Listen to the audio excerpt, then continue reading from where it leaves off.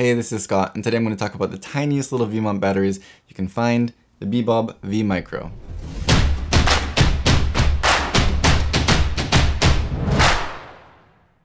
If you're used to typical V-mount batteries, you'll probably be surprised by these incredibly small and fairly light. They definitely stand out from the crowd.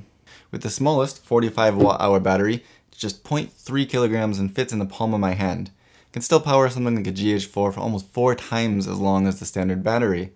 There are also 98 watt-hour and 150 watt-hour versions, which could be great for larger cameras or lights like the Aperture 120D. While they are sometimes a little bit deeper in size than similar capacity regular standard V-mount batteries, even the larger capacities of these V-micros are very small in their overall footprint, making it much easier to carry them around or to fit in your bag. I'll go through the specs and compare them to a few other different brands of batteries in just a moment, but for now, let's just take a closer look at these in particular. All three are the same height and width, and only the deepness changes between sizes.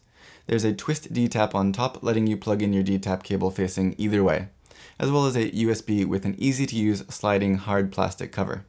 On the side is a 5-step LED power gauge, with each light representing 20% of remaining power. Under that is a button to wake the battery up, check the power, or turn on the light, which is on the rear of the battery. Just press the button twice to use the light. Under that is a status LED, which will light a different color to indicate the percent of the original power that you have when charged to full capacity.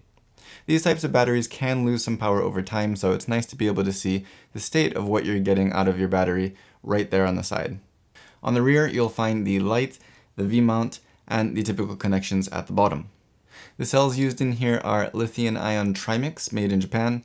All three of these capacities, 45 watt-hours, 98 watt-hours, and 150 watt-hours, should be allowed in carry-on luggage on an airplane as long as you take the proper precautions and confirm it with your airline before traveling. There's more information on this in the user manual, which you can find on Bebob's website. They also have a couple of different chargers for 2 and 4 batteries, but they are also compatible with some other chargers like IDX or this D-tap charger from Gen Energy. Comparing all these specs to the very often used IDX Duo 150, the VMicro seems to be a great choice to me. It's noticeably smaller and cheaper, has nearly identical specs otherwise. The IDX does have one extra D-tap, but the VMicro has a twist D-tap, and the VMicro's modular design lets it easily be repaired if something cracks. But it should survive most drops, and it did in my case. I dropped it down a full flight of stairs with cement at the bottom, and I had no problem at all. There is also a cheaper IDX option, but there's no USB and only one D-tap. When compared to my personal favorite, the Gen Energy V-mount, it's a tough choice, depending on what features are the most important to you. Looking specifically at the 160 watt version of the Gen Energy for comparison, the VMicro is still smaller and lighter by the same amount as with the IDX. I also really like the fact that the much smaller versions like 45 watt-hours are available for the VMicro, which is great for smaller camera setups. The twist D-tap of the VMicro is a cool design, and there's a flashlight on the back, which could come in handy. On the other hand, Gen Energy has a huge 290 watt-hour version, which is great for larger cameras or more demanding lights. They also offer a 195 watt-hour version, which I have here, in the same package as the 160 watt version, if being able to carry it onto an airplane isn't necessary for you. While the VMicro is claimed to be virtually indestructible, the Gen Energy is US military drop test certified and pretty much literally indestructible.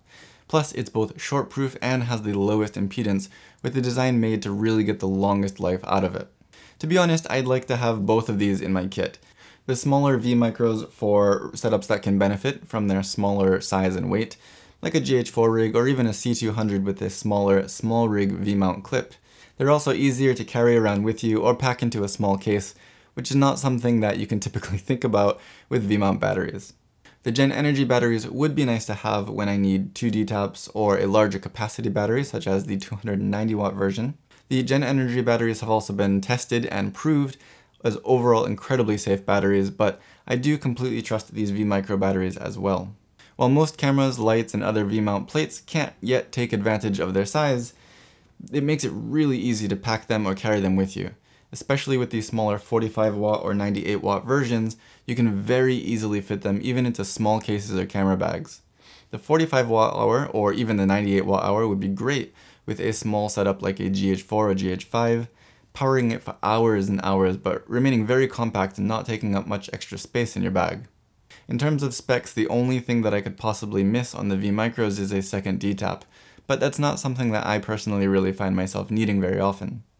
I really can't find anything to complain about, and if you're looking for a VMont battery, these are absolutely worth looking into, and they're very unique.